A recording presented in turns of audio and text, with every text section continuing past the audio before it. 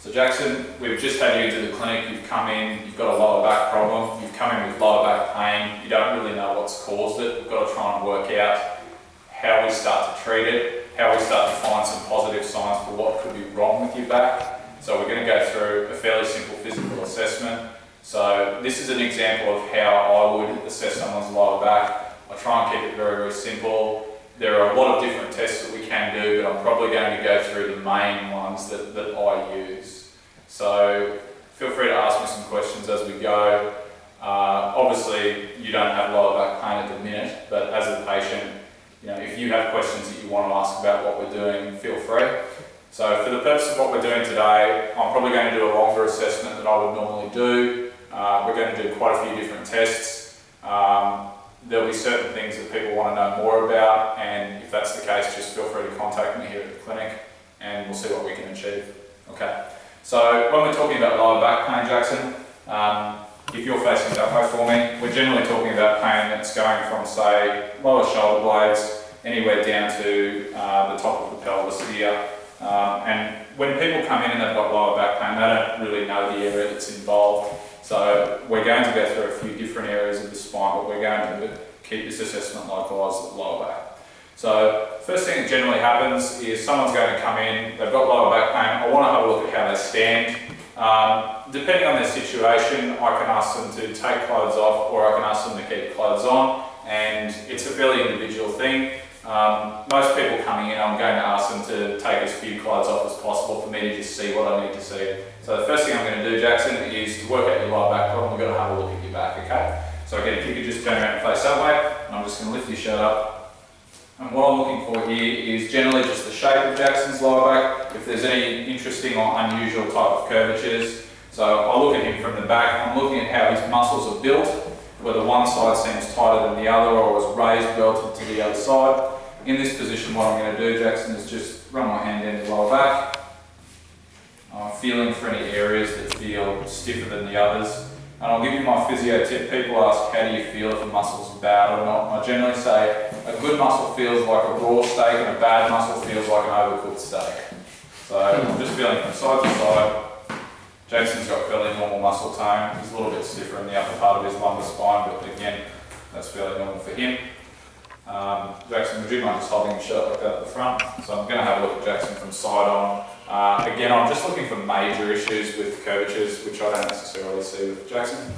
Okay, so I've had a look at your back. The next thing I'm going to do is see how you move. So the first thing I want you to do, Jackson, is just leaning back for me, thank you.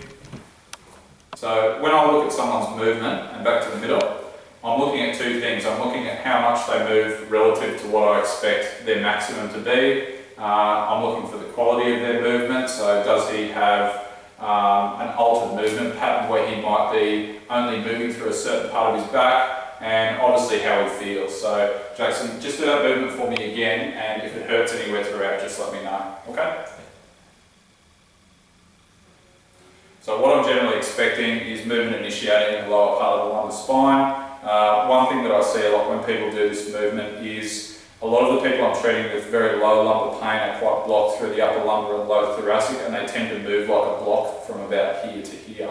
And that's why I feel a lot of people have low lumbar pain. Okay, so the next thing we'll do, Jackson, is we're just going to look at your side bending each way. So if you just want to drop that shoulder down towards the hip. So when we're doing the side bending movement, what I'm looking for, I'll just get you to do that one again for me, thanks, Jackson. Is just a nice even curve. What I often find is certain areas of the spine are a little bit straight, and you know that that area is just not moving well. Okay, the other side as well. So Jackson, if you're a patient with pain, you may have some restriction with that movement, and I generally say just let me know where the pain starts. Okay, next thing we're going to do is just forward bending. So I'll get you to do the same thing again. And the main thing that I'm looking for with forward bending is just how far can they go and how comfortable is it when they go there. So I generally check those four movements. Personally, this is just me, I'm not a huge fan of using lumbar rotation as an active movement test. Because the main movements that I feel you're getting out of your lower lumbar spine, your side bends and your flexion and your extension. Okay? So the next thing I'm going to do, Jackson, is watch you walk. So what I want you to do is just walk comfortably and normally just up to the end and just go up and back. Okay, so the main thing I'm looking for when I see someone with lower back pain walk, and just come on back to me, are they taking an even amount of weight on each leg? Do they have any sort of lateral shift through the pelvis or list through the back? Shoulder height, is one shoulder lower than the other. I'm looking at hips for tracking laterally like a Trendelenburg gait. I'm looking for your feet to roll in over pronation. And obviously just symmetry left to right. So nothing great there, is there really, Jackson? That sounds pretty good. Yeah. So the next thing I'm going to test is I like to clear the hips and pelvis. So I do this with a stalk test. So what I'll get you to do next, Jackson, is just come on over. You're holding onto the wall. You're just going to stand on one leg. And then you're just going to do the same on the other side. So this is a quick way for me to clear the pelvis and the SIJ. What I've read is that 1/5 of lower back pain is SIJ related. So, okay, we're going to do this test next. You're holding onto the wall. Just going to stand on one leg. So I've got my thumbs on Jackson's PSISs, and I'm just feeling the movement. And I'm also just looking at symmetry. So if Jackson had significantly weak glutes on one side, gluteus medius, just lift that foot again, Jackson. He's going to get a drop through that side of the pelvis where my right thumb is going to drop down. That's the main thing that I would find with this particular test. And again, what will happen is, just lift one leg for me, Jackson. Yeah, the thumb on the side that he's lifting will just rotate backwards with the innominate. Okay, that's cool. So they're probably the main standing tests I do. With your lower back pain, I've been watching how you've been sitting in your chair, so I'm not specifically going to do any other sitting tests. I'll note, you know, are you someone who's got an actively extended posture? Are you someone who's got an overly flexed lower lumbar spine when you're sitting? Those things become quite evident when you're already in here for the initial assessment. So next thing I'm going to do is I'm going to go into palpation. So the way that I'd normally palpate someone's lower back is have an inside line. So if you want to come on over, so what we'll do, we'll just be lying on the side facing that way.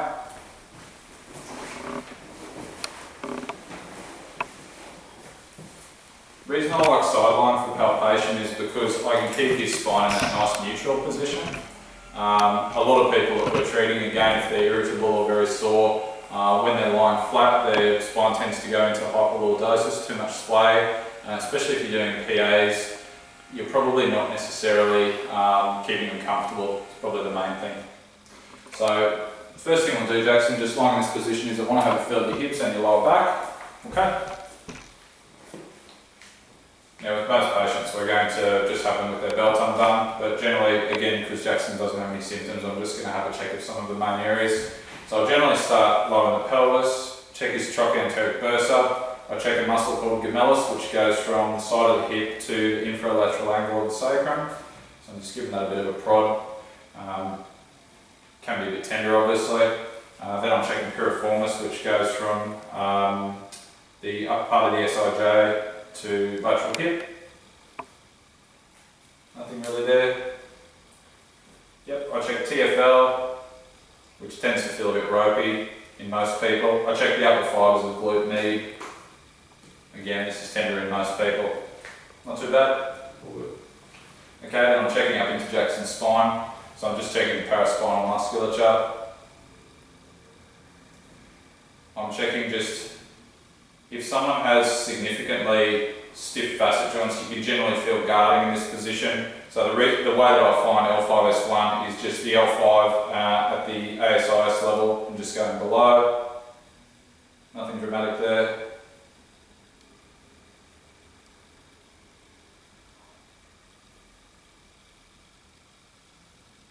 So that's just a general quick palpation, and then I'm going to come around in front. So the next thing we're doing, Jackson, is bending your knees up. Okay, so we're now going to do some pivoms. So I'm just going to do lateral flexion assessment and rotational pivot assessment with Jackson. So I'll find L5.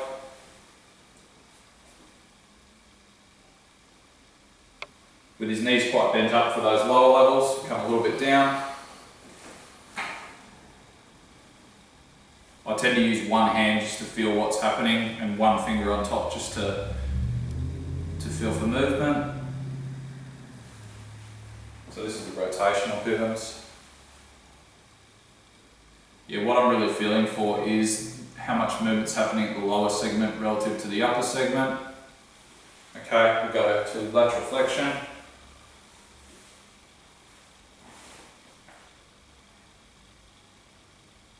Someone with very acute back pain, these are the two treatment techniques that I'm generally going to use with them as well. Lateral flexion I find a little bit easier to sense the bottom segment relative to the upper segment.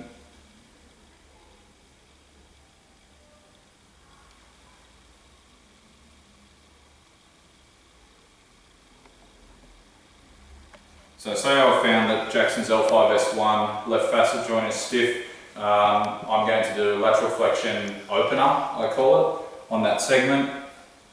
So I basically just lock his pelvis in and I apply a little bit of tension with this hand and I stabilise with this hand and I'm feeling both spinous processes with these fingers. Does that feel okay, Jackson? Yeah, feels good. Cool. So if it's a facet joint problem, I'm generally going to do this technique, and if it's more of a central problem, I'm generally going to do more of a rotational pivot. So that's the actual technique. So a rotational pivot on that segment is going to look like this, where I'm blocking the L5 with this hand, pushing through his femur, and that feels okay as well. Yeah, feels good.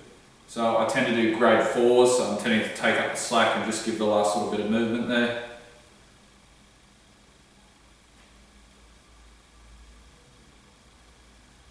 Okay. With the muscles in this area, I generally find if people have a problem in the upper lumbar spine, they have quite a nice trigger point in QL, and it tends to be level with about the L3 spinous process. And about there. Just, you can feel that knottiness there. So I find this is a really good position just to sit on that QL. Again, I prefer this position to prone. Again, in this position, gives me good access to gluteus medius, piriformis, gemellus, and even the TFL if I'm going to come around the front to treat those areas. Okay, I think I might stop there. And we'll go into more specific and other more dynamic types of treatment in the back later on.